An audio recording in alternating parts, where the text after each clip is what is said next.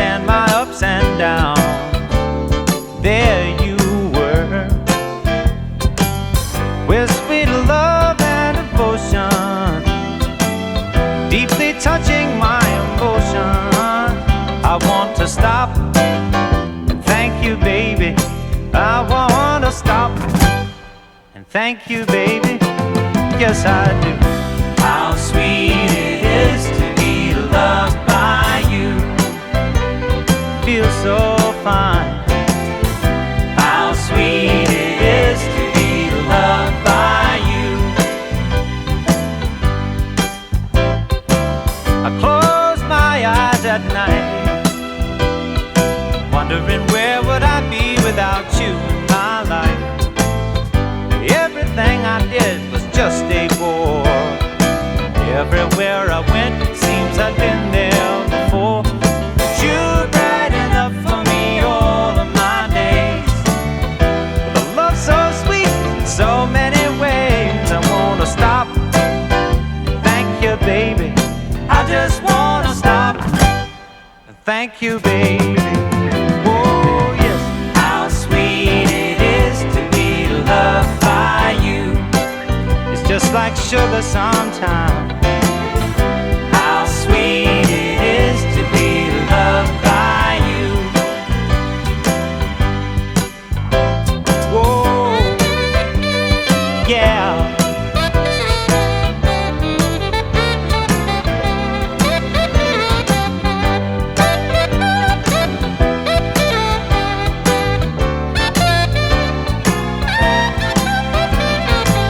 You were better to me than I was to myself. For me, there's you, and there ain't nobody else. I wanna stop and thank you, baby. I just wanna stop and thank you, baby. Oh, yes. How sweet it is to be loved by you. It's just like sugar sometimes. How sweet it is to be loved by you. Whoa, yeah.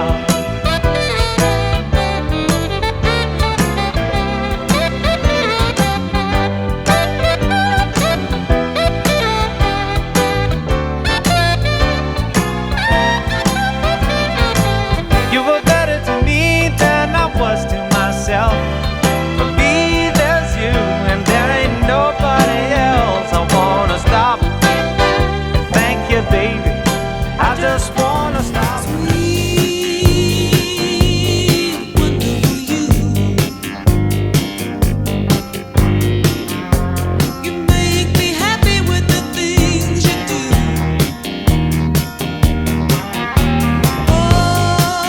Oh, can it be so? This feeling follows me wherever I go. I never did believe in miracles, but I have a feeling it's time to try. I never did believe in the ways of magic, but I'm beginning to wonder why.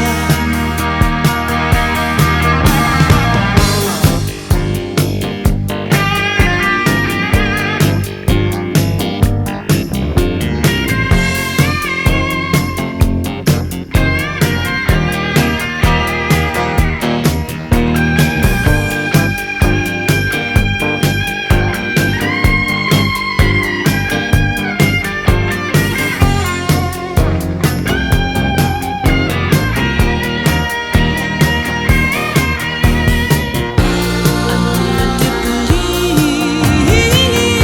in miracles. Best and brightest. Somebody broke me once. Love was a currency, a shimmering balance act. I think that I laughed at that. And I saw your face and hands covered in sun, and then I think I understand. Well, I understand. But we fight, stay up late in my dreams on the plane.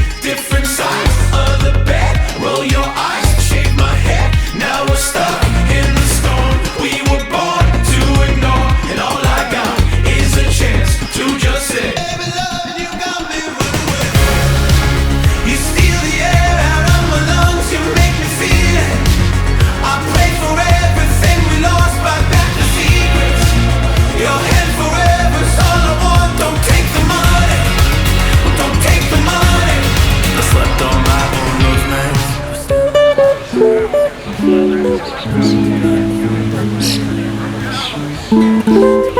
your face and hands covered in sun, and then I think I understand. Well, I understand.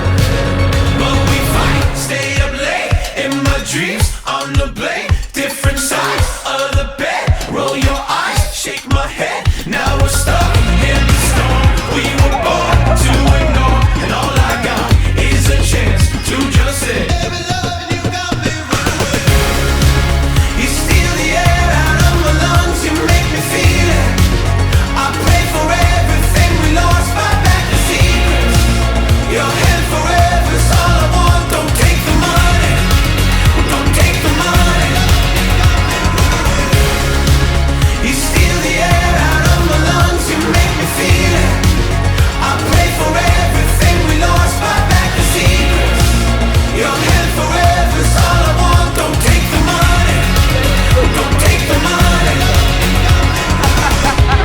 When you're looking at your shadow, standing on the edge of yourself, praying on the darkness, just don't take the money. Dreaming of it easy, waking up without weight now, and you're looking at the heartless. Just don't take the money. You steal the air out of my lungs, you make me feel it. I pray for everything we lost, buy back the secrets. Your hand forever's all I want. Don't take the money. Well, don't take the money.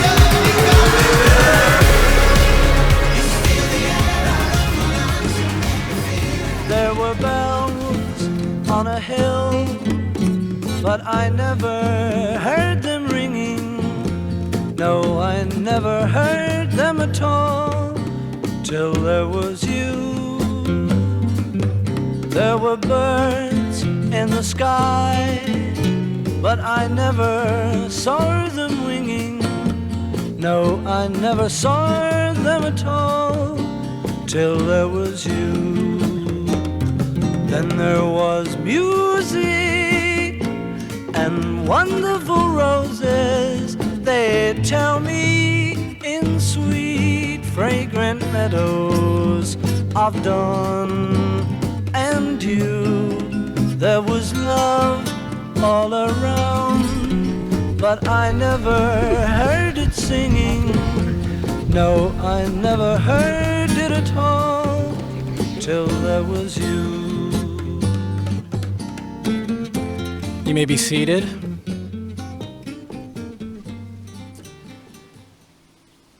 Friends, we've gathered here in the presence of God to witness the service of Christian marriage in which Miles and Daryl are to become husband and wife.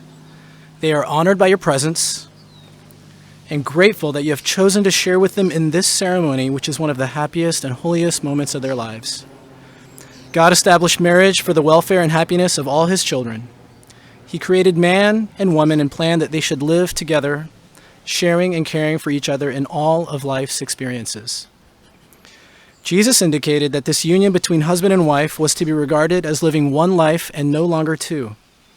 Without submerging their individual identities, they would come together to live one life, sharing their goals, their fears, their failures, their joys, and their dreams. The scriptures further teach us that this relationship is most fully realized when it is seen not merely as a relationship of a man and a woman, but as a relationship of a man and a woman under God. In marriage, the two are brought together and sustained not only by their love for each other, but also by their love for God and the dedication of their lives to his will. Marriage is the dedication of a man and a woman to each other, but more than this, it is the dedication to God of their new life together. I'd like to invite Maddie and Leon to come and share the readings for this wedding.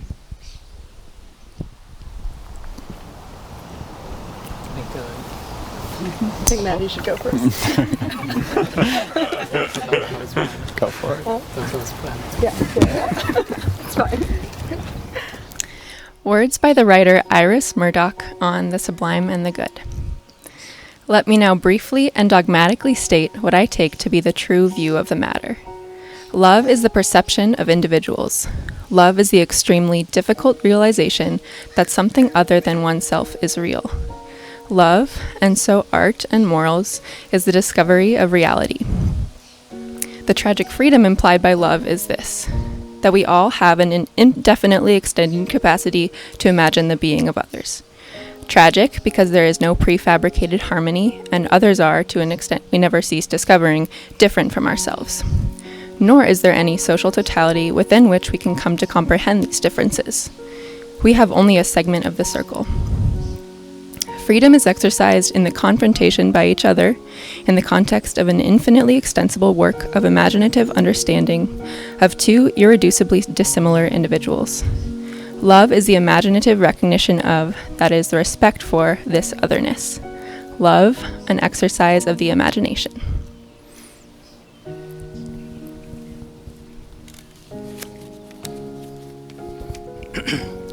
Thermodynamic miracles. Events with odds against so astronomical they are effectively impossible, like oxygen spontaneously becoming gold. I long to observe such a thing, and yet consider the odds in each human coupling, those odds of countless generations multiplied against the odds of your ancestors being alive, meeting, siring this precise son, that exact daughter. Until your mother loves a man, and of that union, of the 1,000 million children competing for fertilization, it was you, only you, that emerged. To distill so specific a form from that chaos of improbability like turning air to gold, that is the crowning unlikelihood, the thermodynamic miracle. Yes, anybody in the world, but the world is so full of people, so crowded with these miracles that they become commonplace, and we forget. I forget. We gaze continuously at the world, and it grows dull in our perceptions, yet seen from another's vantage point, as if new, it may still take our breath away. For you are love, greater than a quark, and unpredictable beyond the dreams of Heisenberg, the clay in which the forces that shape all things leave their prints most clearly.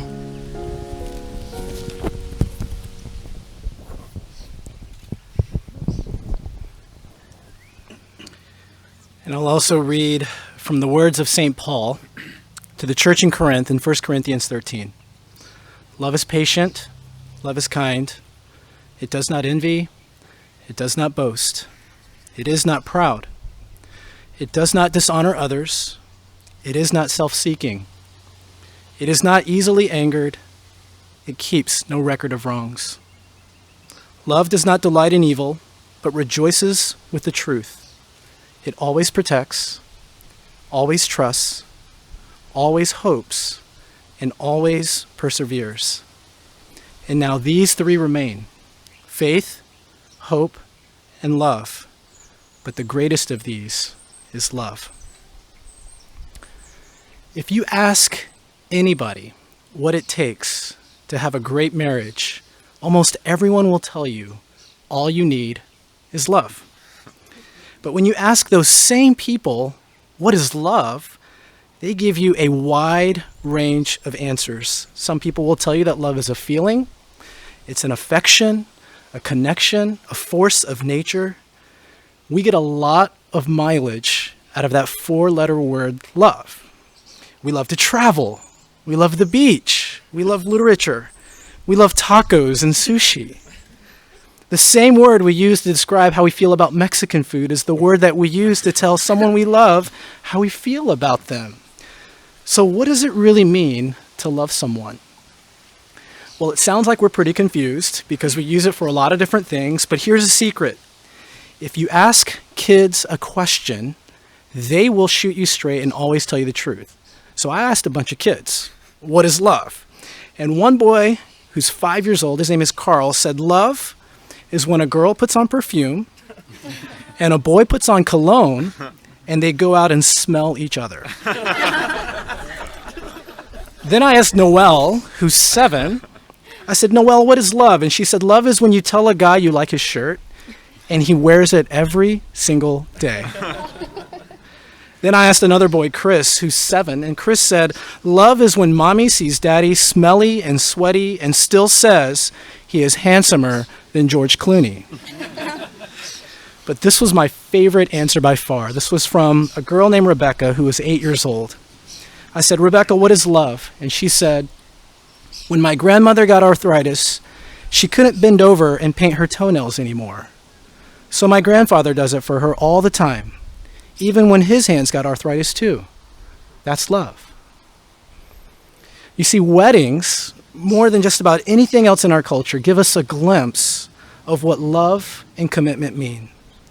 What makes a wedding isn't the cake, it's not the clothes or the flowers or the music, it's the promise, the vows that you're about to make in exchange with each other. You see, in a world of change and instability, a man and a woman give their word that from now on, there is one inviolable certainty that we can rely on, for better or for worse, for richer or for poorer, in sickness and in health, when you are young and sexy, and when you have a full head of hair, and when you are old and wrinkly and all of your teeth fall out. You can count on this, the promise that someone will love you and be there for you always. When the Bible speaks of love, it measures it not by how much you receive, but by how much you give. How much are you willing to give for the sake of this person? How much of your freedom are you willing to forsake? How much of your time, your emotions, your resources are you willing to invest in this other person? The Bible speaks of love this way because it's the way that God loved us first. The Bible tells us that God so loved the world, he gave his only son. And so the vows you are about to make are not just a declaration of your love today, but a promise that you will continue to give, that you will continue to love, that you will continue to serve today, tomorrow, next year, and forever. And so many, many years from now, when you are celebrating decades of marriage in Hawaii, and your skin is no longer smooth and tight, but wrinkly and loose, when you've seen each other at your best and at your worst, when you are fully aware of each other's strengths and weaknesses, and yet you are wholly committed to each other, you will look back on today and you'll celebrate the promises you made and kept with each other. In the words of one author, to be loved but not known is comforting but superficial. To be known and not loved is our greatest fear.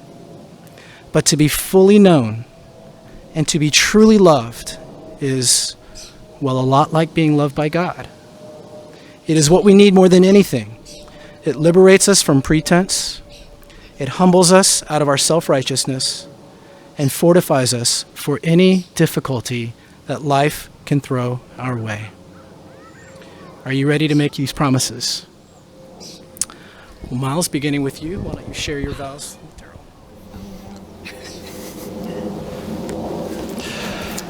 I think I'll maybe do this and just turn it. Daryl.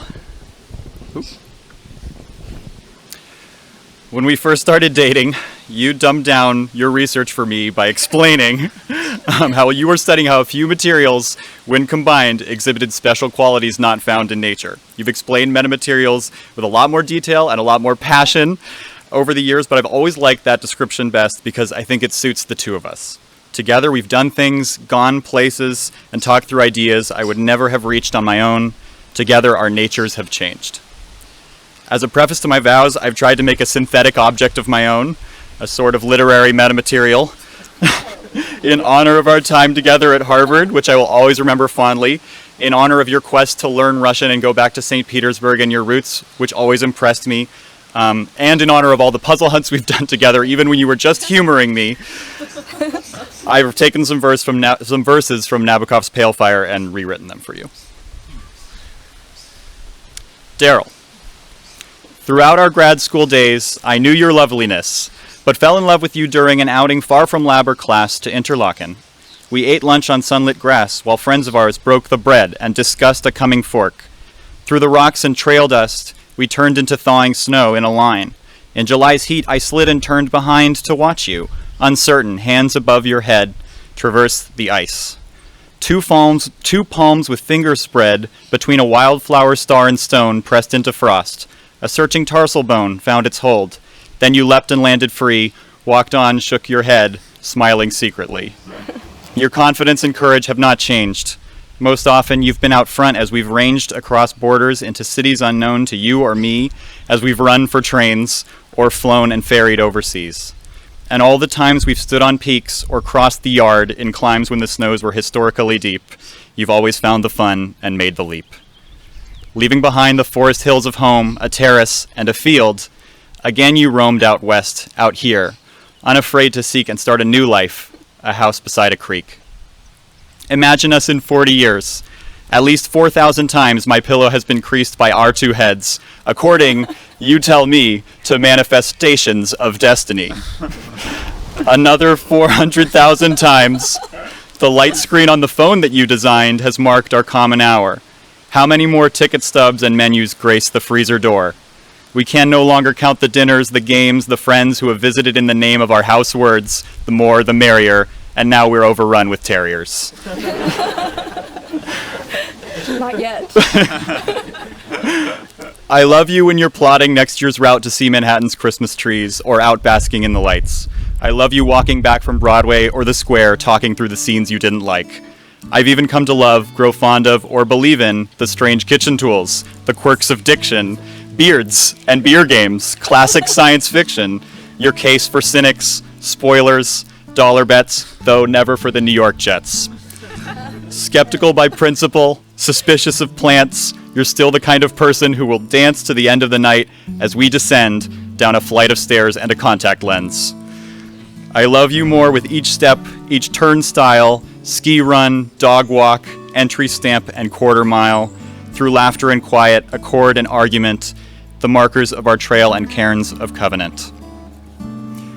This is my covenant to you. Daryl, I vow to follow wherever you lead next, and to lead when you're not sure how to go forward. You're one of the most self-reliant people I know, but I vow to be someone you can rely on just as I rely on you. I vow to listen when you give me advice, since you're almost always right, to trust in your help when I'm struggling. I also vow to repeat that wisdom back to you when you need to hear it in turn. I vow to keep learning with you, whether that's in a new language class or a clean room, hunched over a new recipe or Adobe Illustrator, talking tech or politics. I look forward to the things you'll teach me and to sharing the things that I discover. For all the reasons in the poem and many more that couldn't fit, I vow to appreciate you. For all the things that make you unique and for all the things that we share. I vow to be present, particularly in this moment, but also in the everyday, to take in the time that we spend together. To me, the point of love is to live more than one experience, more than one lifetime, through somebody else.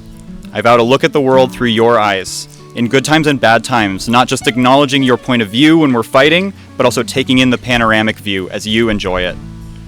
Reflecting back, I vow to live with the self-awareness to know when I've fallen short of all these vows and to do something about it.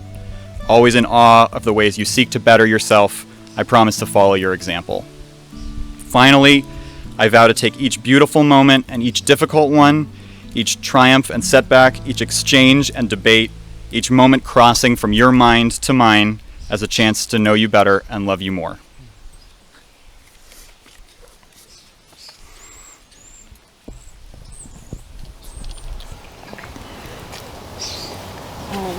Thank you.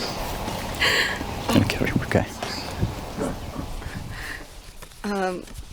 This is not going to be very congruous. I didn't write a poem. All right. Dear Miles, when we first met, I think two things particularly stood out. And thinking back, I think these things can now be used to frame our entire relationship and help explain why I love you so much.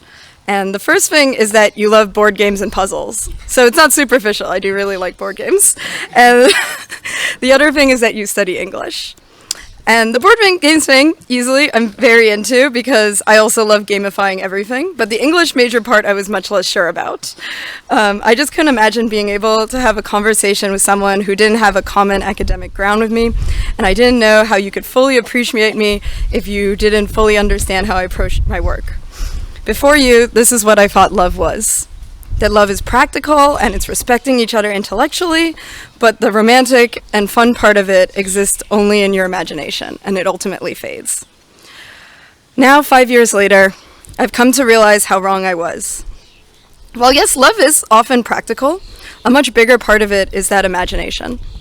So, because truly loving someone means trying your best to understand something that exists entirely outside of yourself, what I didn't know when I first met you is that the fact that you study English alludes to one of your most beloved qualities.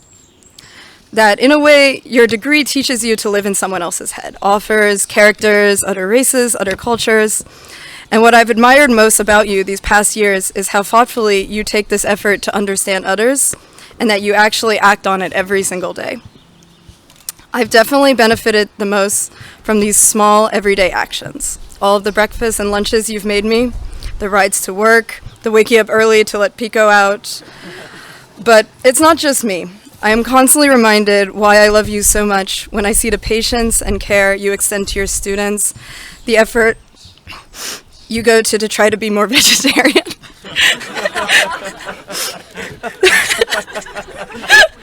That you'll drive your parents to SF for a show in the rain without a second thought. That you'll drive my family to their hotel yesterday when all of the craziness is going on. And Miles, while I respect how much you try to live your life with purpose, what I admire even more is that you have no problem pausing to think about the impact you're making and helping those around you along the way. You are one of the most giving and selfless people I know, and I thank God every day that you have chosen to give that love to me without any hesitation. And as the second part of this, as the original love of board games probably hinted, I think the other defining feature of our life together is that it's always fun. And even 5 years later, it's still fun every day. Being with you has always been easy. You're witty. You're usually pretty funny. No, I'm kidding. You're very funny. You're slow to anger, and you're endlessly patient. And there's a saying that the best way to get to know a potential partner is to travel with them. And I think I can safely say that if that's the criteria, then we know each other really well. But in reality, I love that you're always open to a new adventure. Something new and awesome to do or visit or learn. And I can completely trust that no matter how challenging whatever that is may be, that I'll always have a great time. When we first lived together that summer in Switzerland, we didn't have any friends around. We were in a country that spoke all French, which was not so great for me, but totally fine for you, I imagine. And every day is a bit of a challenge to figure out how to make meals with the Swiss grocery, which was terrible. And during this time, I realized that being with you and just doing these everyday challenges was more than enough to make me happy. It was this summer that I first realized I wanted to marry you. That I wanted to be with you, even if that meant an adventure living abroad, or if it's just figuring out what to cook for dinner at home. Miles, you make me the best version of myself. You're the steadfast calm when things are hard and I can't figure out what to come next. You're a constant intellectual challenge, which I love. An inspiration to always try harder to care for those around me. A reminder not to get too lost in the technical details and to take some time to appreciate the beauty of the world around me. To keep trying to create something new and different in the world. I'm so excited to keep growing together while we never really grow up. And I promise to strive to be as supportive of you as you are to me. To be more of a cheerleader instead of a critic. To remember that being right and winning isn't the most important thing. Even if I'm right a lot, and I win a lot. I promise to not let the mundanity of everyday life take away that imaginative part of love that I never knew existed. I promise to spend more time returning the favor of doing small acts of love every day. To maybe try to read Ulysses someday. To try to be forthcoming when I'm upset. I promise to love, respect, protect, and trust you, and to always try to give you the best of myself. And I'm confident that together we will build a life far better than either of us could do alone. I love you, Miles. And that's like the whole thing. Yeah. Yeah, I don't know if I take that back, actually. I'll hold it for you. Okay. Why don't you hold hands? Miles, will you take Daryl to be your wife? Will you accept her and allow her to differ with you? Will you give her freedom to be creative?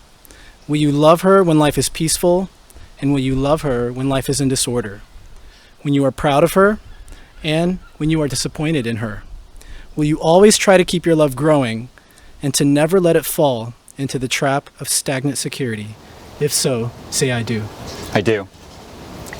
And Daryl, will you take Miles to be your husband? Will you accept him and allow him to differ with you? Will you give him freedom to be creative? Will you love him when life is peaceful and when it is in disorder? When you are proud of him and when you are disappointed in him?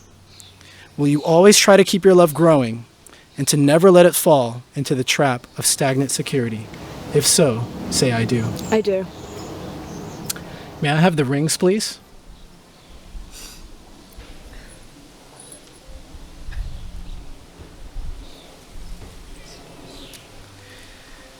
You can't see these rings, but these are unique. They're called Trinity rings, I believe. They're 3 rings in one that swivel together as you put them on someone's finger. And in so many ways, these 3 rings represent the past, the present, and the future. But like we also heard earlier today, it could also represent faith, love, and hope.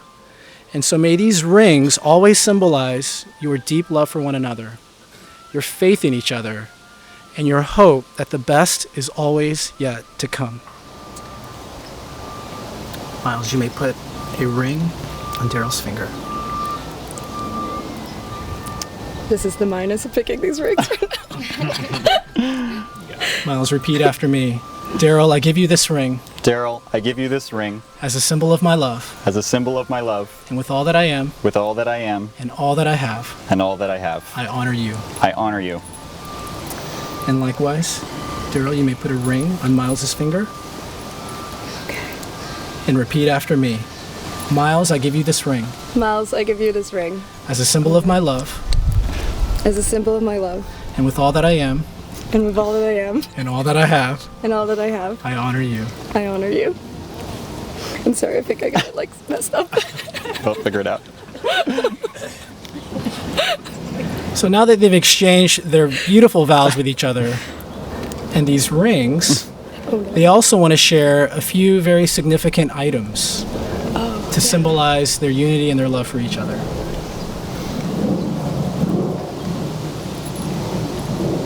And explain the box first.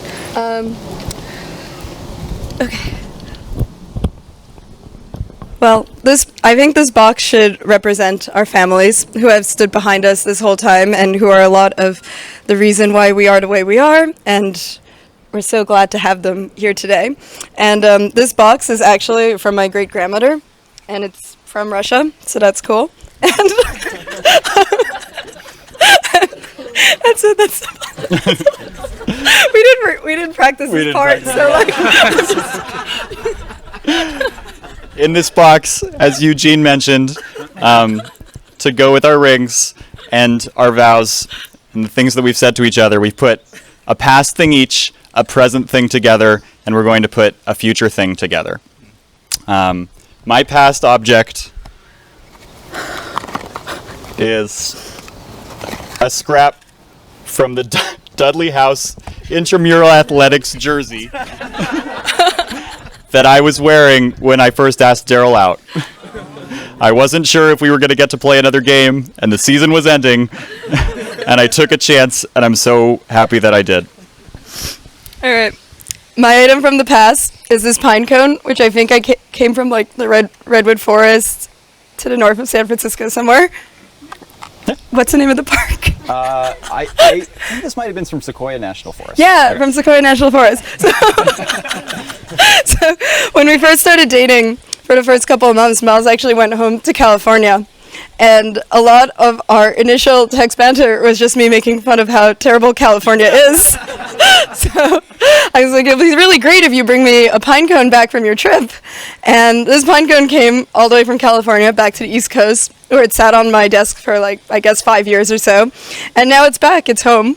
And I'm glad that we get to live this new adventure in California, even though I'm still not convinced that I was totally wrong.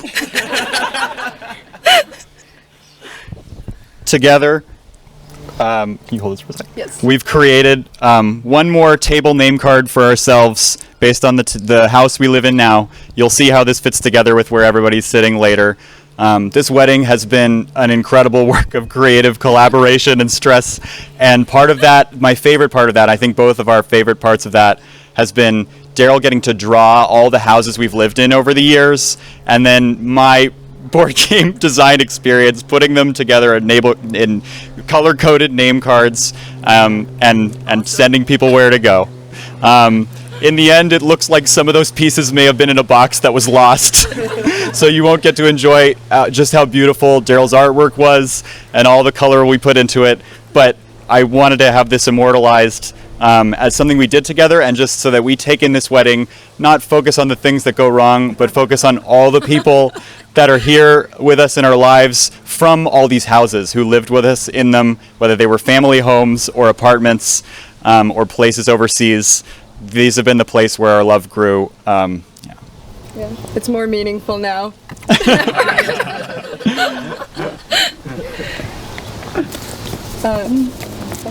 Yeah, sorry, I need the mouse. Really small. And to symbolize the future, we're going to put the vows we just read in the box so that we can always remember what we promised and remember all of our history and everyone who has helped us along the way. Yeah.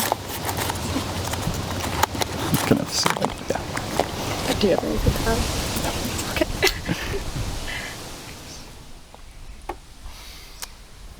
Well, now that Miles and Daryl have exchanged their vows, they've given and exchanged their rings, and they've memorialized their love today, past, present, and future, with those items in the box, I now proclaim Miles and Daryl as husband and wife in the name of the Father, the Son, and the Holy Spirit. May those who God brought together let no one separate. Miles, you may now kiss your bride.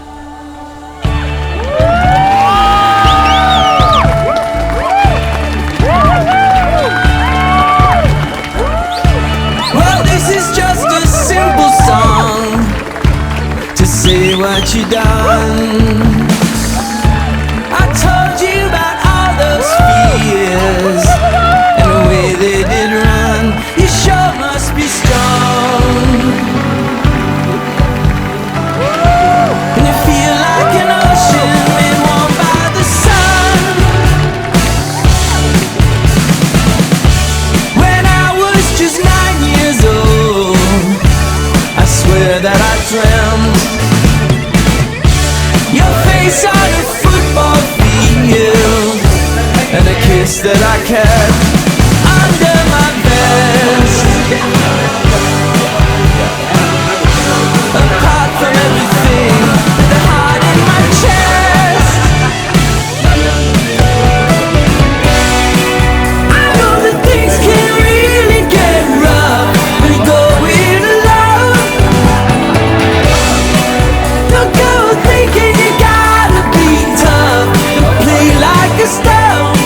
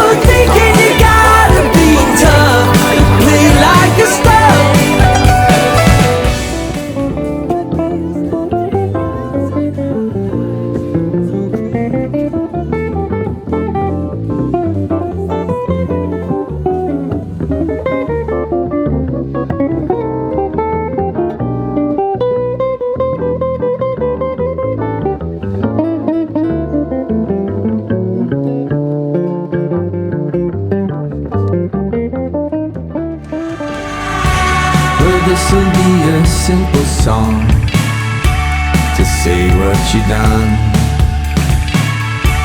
I told you about all those fears and the way they did run. You sure must be strong,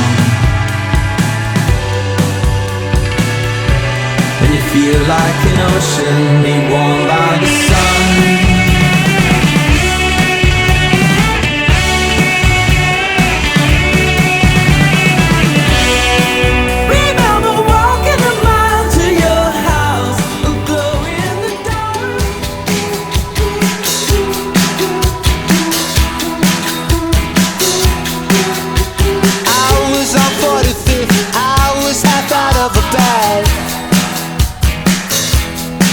Yeah,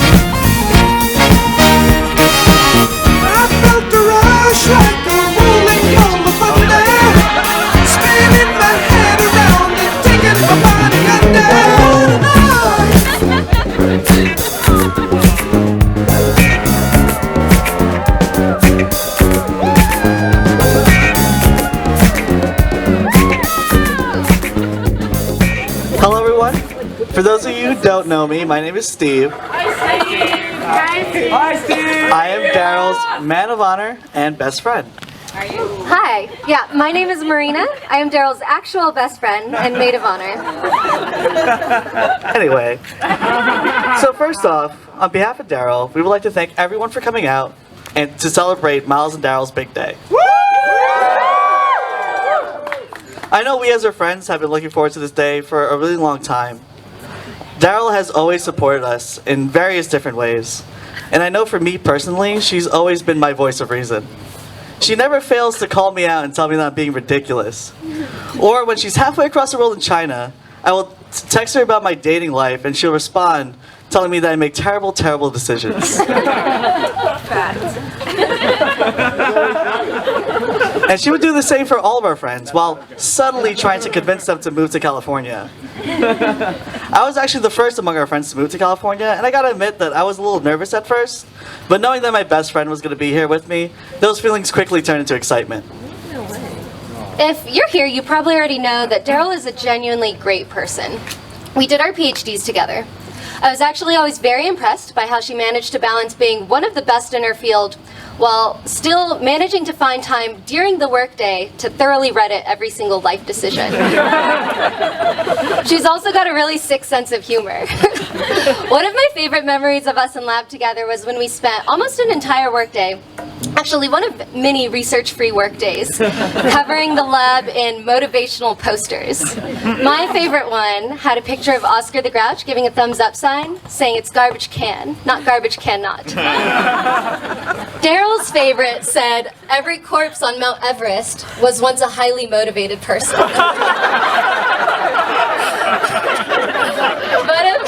But if there's one story that I actually think captures Daryl and Miles so perfectly, it's their proposal story. Oh yeah, the proposal story. So, Miles had thoughtfully planned out every detail. There was only one catch. We, her friends, had to keep Daryl distracted and busy while Miles set everything up. So here we are, we're up at 9 a.m., getting ready and coming up with a game plan. And in true Daryl fashion, she sleeps in past 11 a.m. So by the time Daryl finally gets up, we're basically ready to get going with the proposal. But Daryl comes downstairs, gets to the living room, and decides she wants to play video games. So we're like, okay, this is Daryl's day, so we'll play some video games. So we play Super Smash Brothers for hours. because Daryl was winning.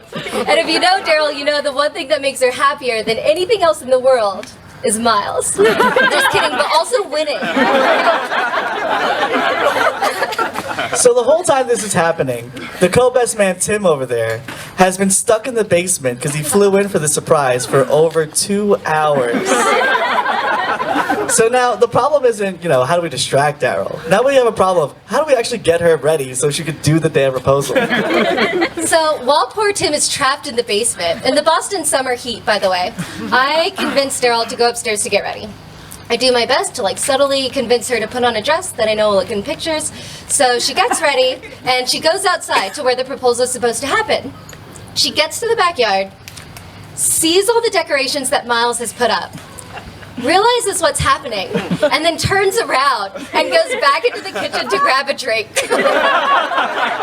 And by the way, this entire time, Steve has been playing this really romantic song on repeat in the backyard. So that song was ruined for many people that night. But eventually, Daryl makes it out to the backyard and the proposal actually happens. Oh man, poor Tim.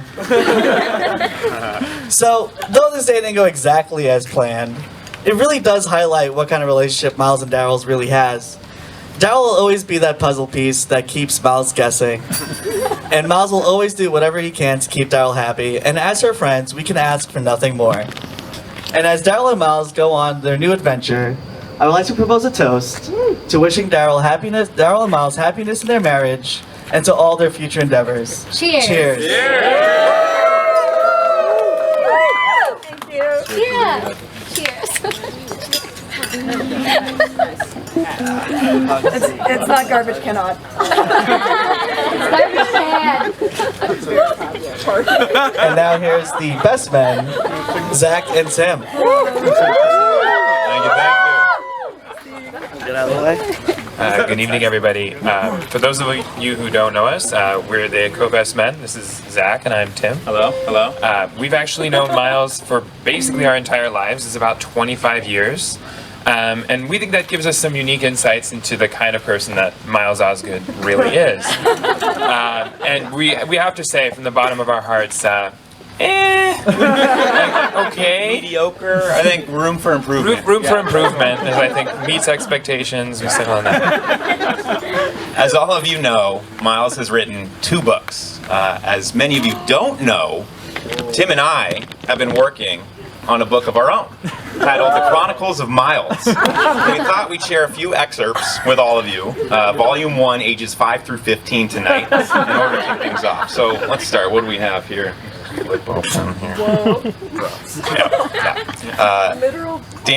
Miles' Dan Marino obsession.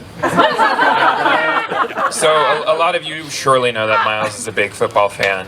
What you might not know is that he dressed up as Dan Marino for like 15 years in a row. And I'm not talking just putting on a Dan Marino jersey. I mean the jersey, the pads, the helmets, spandex cleats, the cleats. Yeah, the cleats. Didn't really take them off all day, yeah. Much to the consternation of our French teachers. So. What else do we have here? Oh, this comes up quite often. Miles' very mild peanut allergy. Yeah, a crucial aspect of Miles's personality. He actually introduced himself to me on the first day of kindergarten by saying, "Hi, my name is Miles, and I'm allergic to peanuts." And I've taken upon myself to remind Miles of that peanut allergy every single day. Miles thinks that it's me giving him a hard time, but really I'm just looking out for you and making sure that you stay safe from those peanuts. So just want to say you're welcome. All right, last excerpt here. Oh, of course, Miles' lack of tricep. Yeah, so we don't want to belabor this point, but Miles does not have a full complement of triceps. If you want to hear the full story about that, you can come up to us later, but suffice it to say, it involved trying to impress a girl in high school and pretending to be drunk. So we'll be giving out signed copies afterwards. Hit us up, but I think we have a few other things to say. Yeah, we don't want to give you the impression that Miles is all peanut allergies and missing triceps. He actually really is a true man of culture. He's a Renaissance man. There is no field in which he cannot excel, whether that field is literature, film, board gamery, wearing pastel-colored shorts all the time. You really lucked out. You really lucked out. Yeah. Very colorful. Yeah. So, of course, as you've heard, Miles has written 2 full-length novels, the first of which was a masterpiece by the name of Operation Black Panther. I think some of you heard a little bit of it from Brad yesterday. It was a thrilling novel in which 3 preteens who are suspiciously similar to Miles, Zach, and I save the world from what is frankly an incomprehensible evil plot by doing things like scaling the inside of an elevator shaft in a high-rise hotel, because you know what you get up to when you're 12, shenanigans. Yeah, and Miles' second book made no reference to either of us, so we just didn't read it.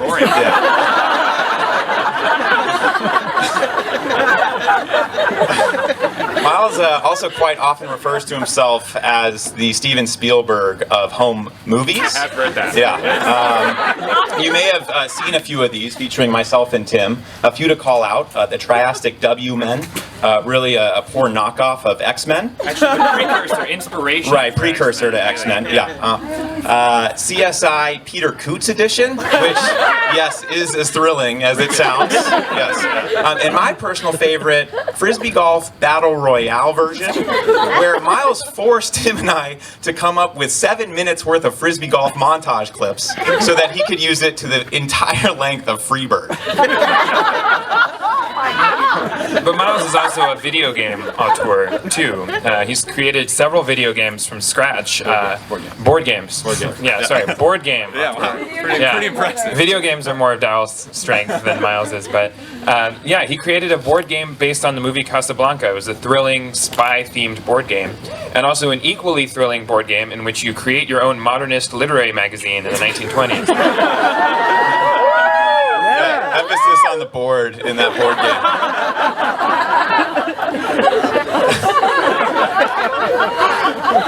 Jokes and accomplishments aside, Miles, you are pretty amazing. I speak for everybody here. We are lucky to know you, lucky to call you a friend. You're the most devoted, loyal, caring person that we've ever met. And while Tim and I don't necessarily live that close anymore, it still feels like we live right down the street. We know that you're just a phone call or a text message away, and you'll drop anything in order to be there for us. So I'm really thankful, we're both very thankful, that you introduced yourself as the boy with the peanut allergy to Tim. And that's part of the reason why it's been so great to see your relationship with Daryl grow over these past few years.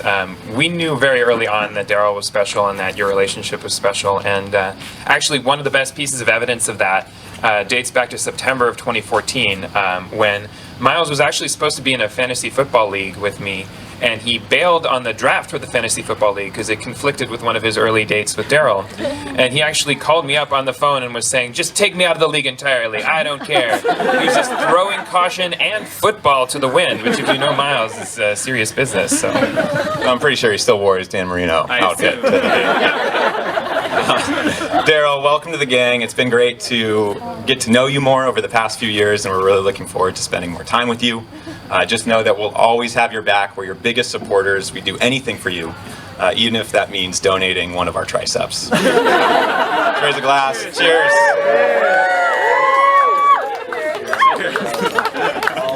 Greatest hit. That's really good. Love you, man. That's new. Oh, yeah. You understand. Oh, it's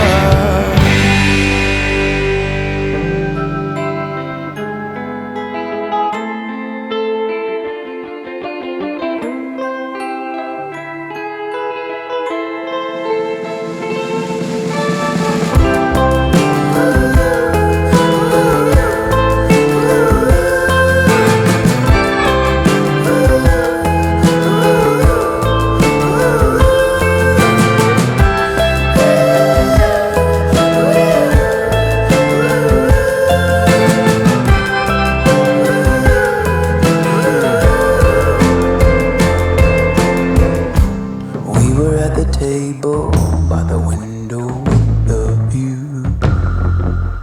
Casting shadows, the sun was pushing through.